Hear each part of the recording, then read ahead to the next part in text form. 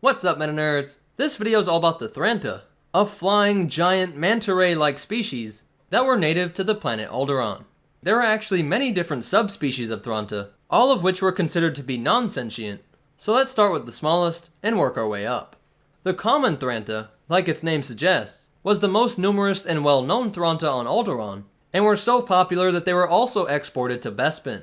Some of them were sent to Coruscant, but they would get sick and die due to the pollution generated by the densest population in the galaxy. These would be used as personal transports, usually carrying a single rider and some cargo, and were so well trained that they could work as taxis, and could even shuttle visitors to predetermined routes across Alderaan. This same system could be used with the larger variant, called Giant Thrantas, that were nearly identical, just supersized.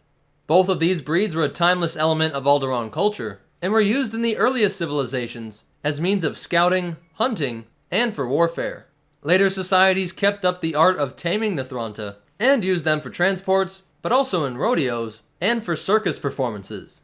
And the circus was one of the biggest events on Bespin, as it was so culturally different from everything else they were used to, and they were able to survive on this gas planet just fine, by living off of a diet of eating smaller flying creatures, and the zooplankton that floated in the air. Similar in size to the giant Thranta was the Balana Thranta, which differed by having this brown color and sharper features on its wings and tail, and was so wide that you could put this large room on its back.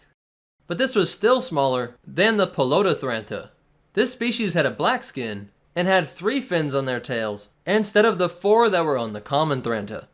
These were large enough to have this compartment hanging from their body, making them function a lot like a hot air balloon.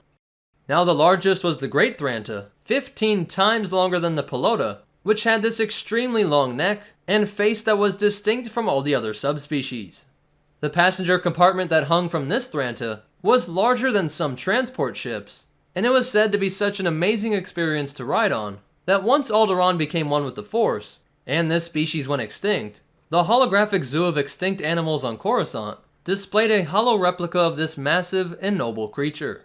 Coruscant biologists have examined the Thranta's relationship to the Rock, Velker, and Iowa, but despite their similarities, the conclusion is that these are each completely different species. So that's it for the Thranta species, and the behind the scenes facts are that it made its first appearance in the comic book series The Bounty Hunters Aurra Sing, and would really be expanded on in the book Wildlife of Star Wars: A Field Guide, and players got to use this thing as a rideable taxi in the Old Republic video game.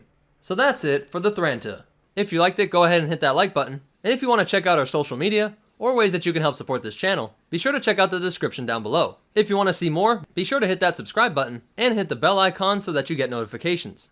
But more important than all that, remember, Alderaan has the best public transport, and the Force will be with you, always.